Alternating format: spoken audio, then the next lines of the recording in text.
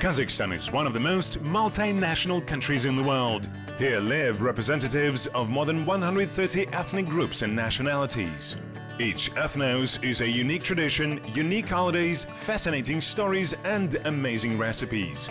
Recipes of kindness and peace, recipes of respect for their ancestors and foreign culture, recipes of friendship. Hello, you're watching Recipe for Friendship. We are starting the new season of the program with acquaintance with representatives of a very interesting diaspora. These people went through hardships and had a great deal of suffering, but also experienced bright events. Who is in the lands of our program today? The Armenians of Kazakhstan.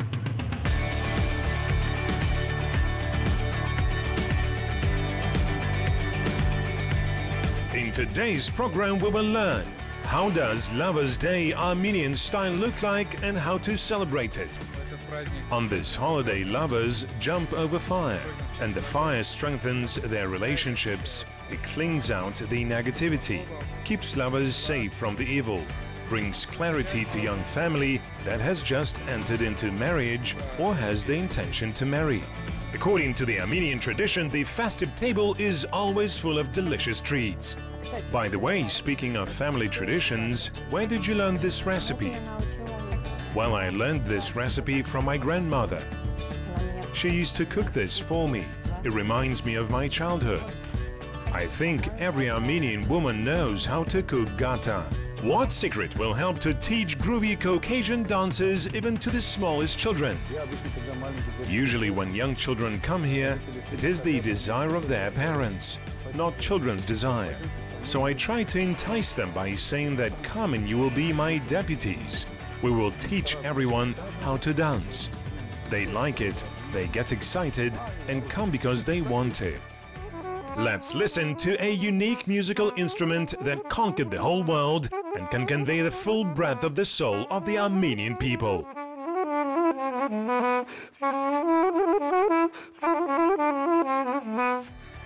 And of course, as always, we'll go on holiday and meet with amazing people.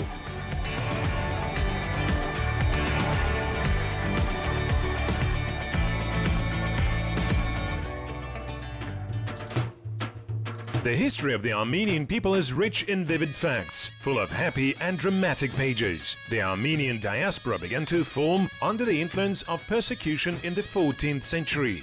Now the total number of the Armenian diaspora, that is, representatives of the ethnos living outside the historical homeland, is about 8 million people in the world, with a total population of about 11 million. Thus, the overwhelming majority of ethnic Armenians live far from their historical land. In Kazakhstan, there are about 25,000 representatives of this ethnic group, according to official figures. According to unofficial figures, this figure is 2 times more, and the local Armenian community began to form at the end of the 19th century. Armenian ethno-cultural centers operate in Astana and Almaty, Aktobe and Aktau, Pavlodar and Kostanay. Today we will visit representatives of the Almaty Armenian community. Well, the reason for the meeting was a beautiful holiday, Terendez. Terendez is an ancient pagan Armenian custom. We celebrate it to this day. Couples, first of all, newlyweds, jump over fire. While jumping, they must hold their hands tight. They should not let go of their hands during the jump. It is considered that if they hold their hands, they will have a strong family in the future.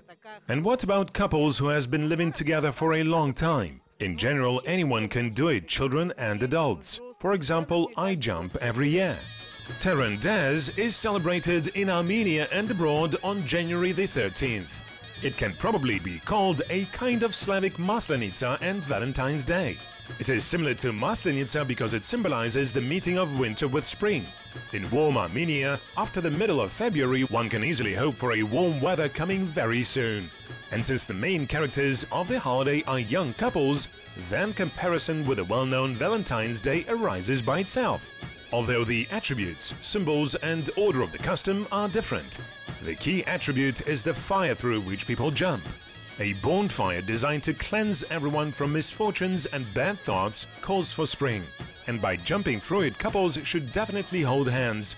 And if the arms during the jump are not disengaged, the union of the two hearts will be very strong and the life of the family will be long and happy.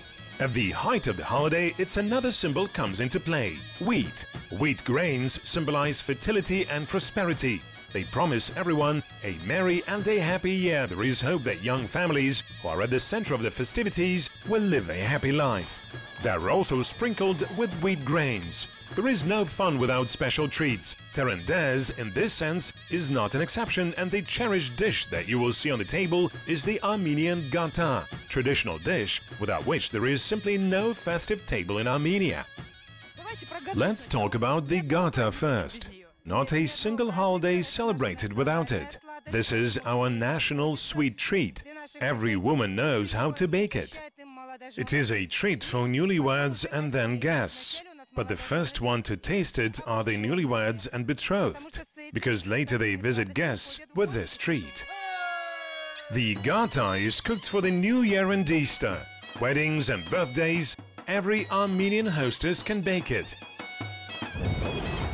Why did you decide to cook gata for today? It's just that gata is not only our national pastry, but also at any holiday celebration, it symbolizes luck and happiness. It is present on all festive tables, at Christmas and Easter, and sometimes at baptizings and weddings.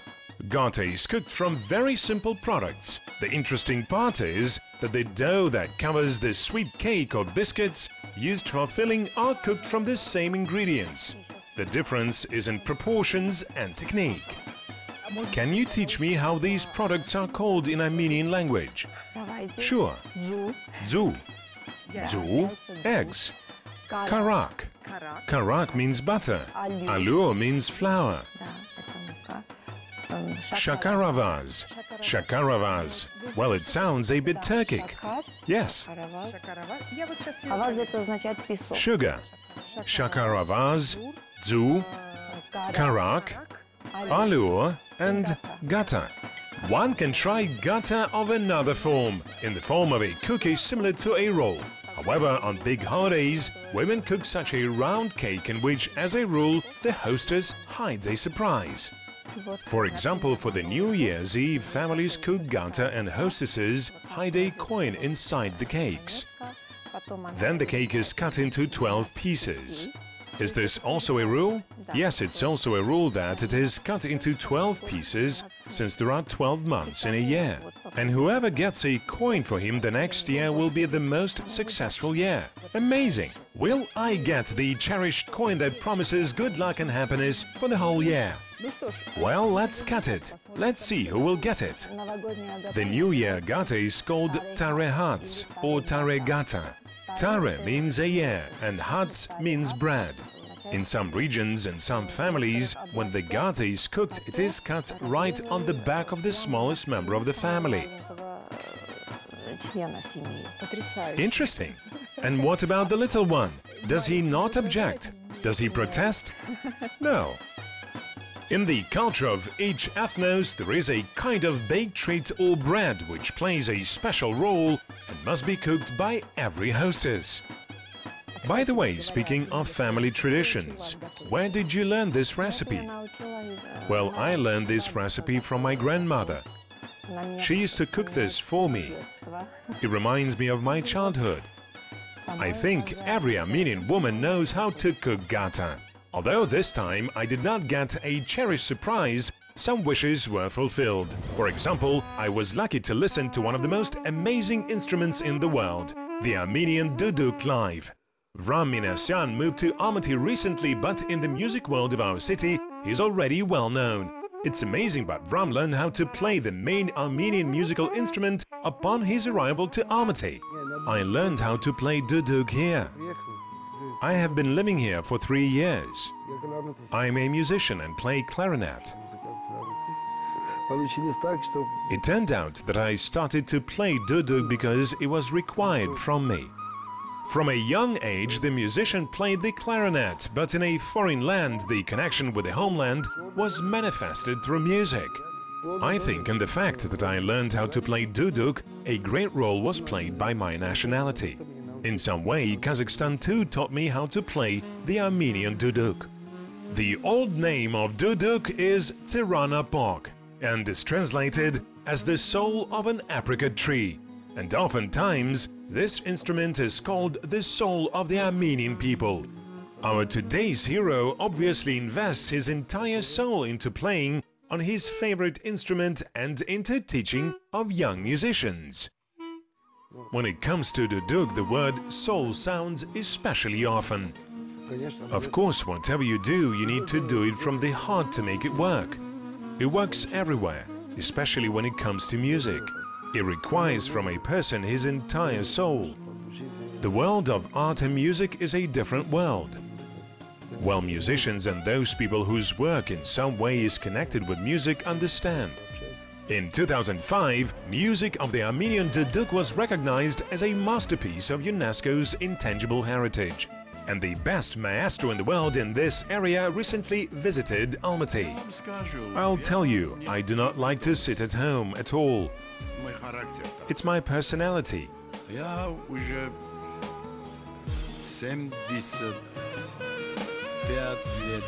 I have been playing professionally for 75, maybe 74 years.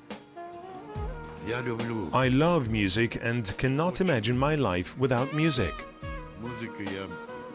Jivan Gasparian is already 89 years old, but the concert he gave in Almaty clearly demonstrates that the years are not powerful over the young soul, and the duduk is in his soul. It's a national instrument.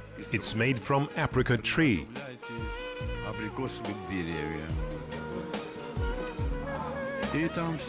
And it has only one octave and two notes. But its timbre is beautiful. Two timbres, a very beautiful timbre. By the way, it's not only my opinion, the whole world says so. UNESCO considers it one of the best instruments in the world. I have a lot of duduks, well, almost 100 duduks at home.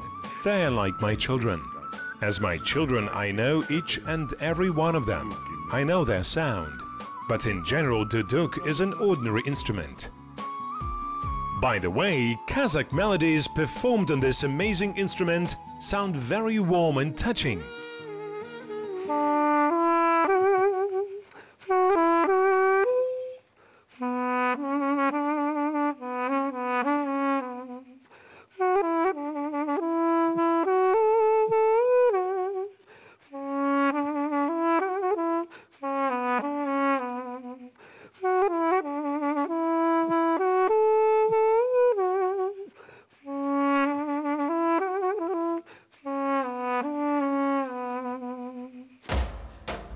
As it was already noted, duduk is able to convey tenderness and sadness, but also the cheerful rhythms of Armenian music.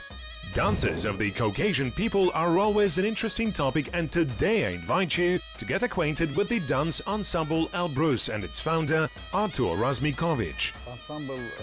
We recently founded the ensemble together with the Armenian Cultural Center Masses. We are going to work further with its leadership. We are planning to show our culture, not only Armenian but also culture of the entire Caucasus. We dance all Caucasian dances. Artur, as his students call him, Artur Razmikovic, and he has been living in Kazakhstan for more than a decade. I've been living here for 20 years. And for all these 20 years you have been engaged in dancing? Yes, as soon as I came here I immediately organized the Armenian ensemble Aktama. I worked with Artush Mestropovich Karapetyan and then many other ethno-cultural centers. I worked with the Chechens, I worked with the Turks, I worked with the Georgians. We can call you an international professional. Yes, I'm a universal choreographer. For 20 years of work, Artur has brought up more than one generation of dancers. Some of them continued their professional careers. For some people, dance remained as a hobby. Sometimes people begin dance training at a very young age. With an experienced teacher, training goes smoother.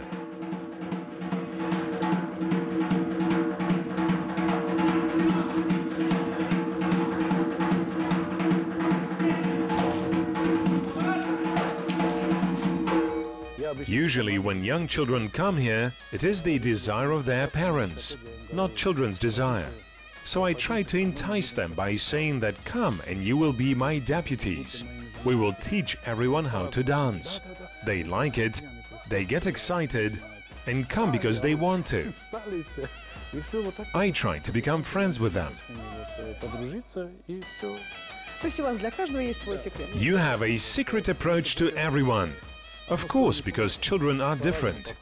The ethnic composition is very diverse and it includes not only the representatives of the Caucasian people. We have more than 12 nationalities. Apart from Armenians, Kurds, Tatars, Turks, Azerbaijanis, there are Balkars, there are Chechens, there are Ingush, in other words, different nationalities who dance with us. Well, we as usual paid a visit to representatives of one ethno-cultural group, to Armenians, and saw immediately everyone who lives in Kazakhstan.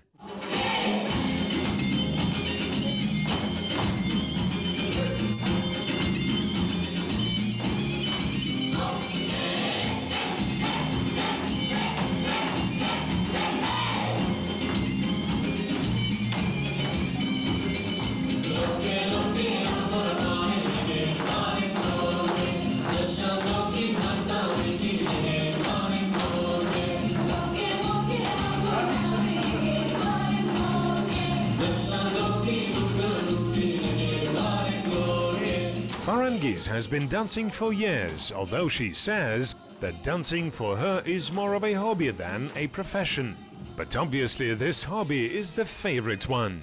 I already realized that this group is very multinational, but you are especially different from Caucasian people. Yes, I'm Kazakh. And how did you end up in the Caucasian ensemble? I love Karachayeva Balkar dances. They are very groovy. And you want to dance. Your whole body wants to move to the rhythm. My classmates were interested in dancing. Well, I do not know. I just had an interest in my childhood and I've always dreamed of dancing Caucasian dances. Among the most popular dances in the Armenian tradition, perhaps such dances as Yakushta, Kochari, Bird, all of them have their own distinctive differences, and it's not easy to understand them at once. And what kind of dances are there in Armenian culture? Well, there are many different Caucasian dances. There are Chechen dances, Adjarian dances, and every dance has its own character. For example, Armenians have such dances as Kuchari, Sasuntsene, Sasunki dance, Bird, in which people make human pyramids. If we talk about the key differences between the Armenian dance tradition and the Lezginka that we are familiar with, for example, the role between men and women doesn't have a clear line.